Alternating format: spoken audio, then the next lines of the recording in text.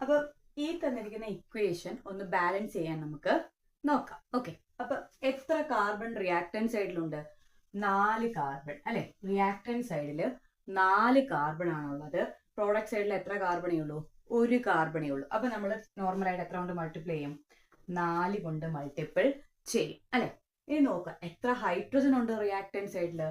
10 hydrogen reactant സൈഡിലുണ്ടെങ്കിൽ 2 hydrogen എവിടെ ഉള്ളൂ? Product സൈഡിലും. അപ്പൊ നോർമലി നമുക്ക് എത്ര കൊണ്ട് മൾട്ടിപ്ലൈ ചെയ്യണം?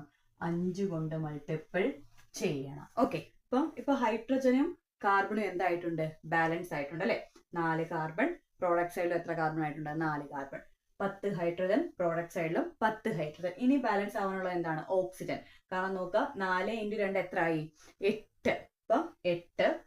അതേപോലെ 1 × 5 5. അപ്പം 8 × 2 10 + 3 13. അപ്പം ഇവിടെ 13 വരണമെങ്കിൽ 2നെ എത്ര കൊണ്ട് മൾട്ടിപ്ലൈ ചെയ്താൽ നിങ്ങൾക്ക് 13 കിട്ടും? ഓക്കെ, അപ്പൊ നമുക്ക് 6.5 കൊണ്ടാണ് മൾട്ടിപ്പിൾ ചെയ്യുന്നതെങ്കിൽ എത്ര കിട്ടും? 6.5 കൊണ്ട് മൾട്ടിപ്ലൈ ചെയ്യുമ്പം നമുക്ക് 13 കിട്ടും. ഓക്കെ, ഇതാണ് അവിടുത്തെ ഒരു ആൻസർ ആയിട്ട് വരുന്നത്. ഇനി ഈ ഡെസിമൽ നമ്പേഴ്സ് ഇട്ട് ചെയ്യാൻ ബുദ്ധിമുട്ടുള്ളവരാണ് എങ്കിൽ എന്ത് ചെയ്യുക? ഇതിന്റെ നേരെ ടോയ്സ് അങ്ങ് എടുക്കുക. അപ്പം ടോയ്സ് എടുക്കാൻ മീൻസ് എല്ലായിടത്തും എത്ര കൊണ്ട് മൾട്ടിപ്ലൈ ചെയ്യണം? 2 കൊണ്ട് മൾട്ടിപ്പിൾ ചെയ്യണം. അപ്പൊ നിങ്ങൾ സ്വാഭാവികമായിട്ട് ഇവിടെ എത്ര കൊണ്ട് മൾട്ടിപ്ലൈ ചെയ്യും? 2 കൊണ്ട്. അപ്പം 2C4H10.